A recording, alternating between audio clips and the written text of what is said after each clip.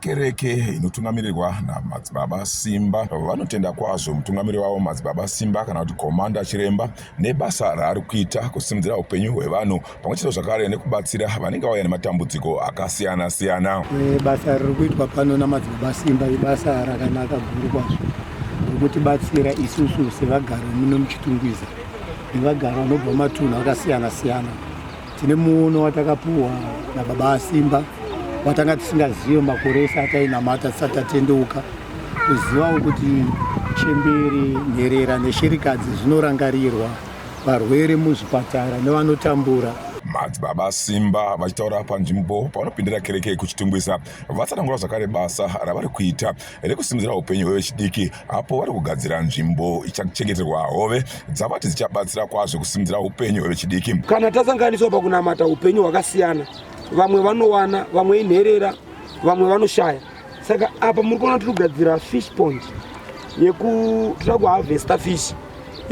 Pakuharvesta fish kwatira kuita tira kuti vana ava vadzidze kuzwa kuti fish dzinoharvestwa sei. Vatsanangurawo zvakare basa ravo vakati rinokosha kwazvo kubvisa vana vechidiki kutorwa kwezvinodhaka uye kuitira kuti vanopinda kereke yavo vazive kukosha kwazvakaita kushanda nemaoko. Zvataparadza kuvana ava havachaite madrugs. Tine zvataparadza kuvana ava, vana ava vachabe. Taimpawo vana ava kuti vazive kuti nyika yedu yakanakire chii. Vana ava hapana pachambofunga ndira kuenda kuAmerica, ndiraenda South Africa, ndiraenda upi. Nekuti mwana tikaisa fish 2000. Fish 2000 pa 6 months.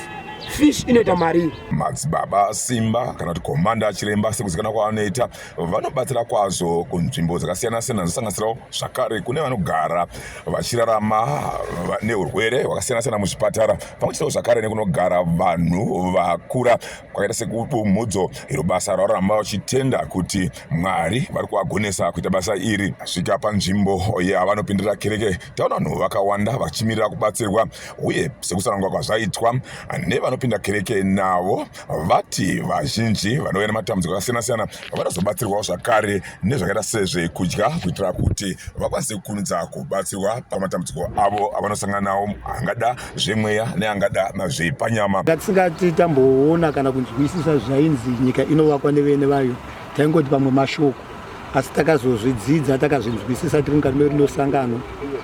Tauya kuimba kunamata tanamata kumba kwakaoma, tinodzokera tine chekubata kumba. Uye nyika painouya ichizungana ichizobatsirwa kune vamwe vanouya vane nzara vasina chekubata, iyo purogiramu ichavabatsira kuti vanodzoka vanobva pano vane hupfu, vanobva pano vane muriwo. Iyo nyika mukuungana kwayakaita yakanzwa mbiri yavo Baba Simba yokubatsira kubvira pachikafu, kubvira pamatambudziko ekuroyiwa mumusha. Love more muchakandona masunungure vhaya.com kuChitungwiza.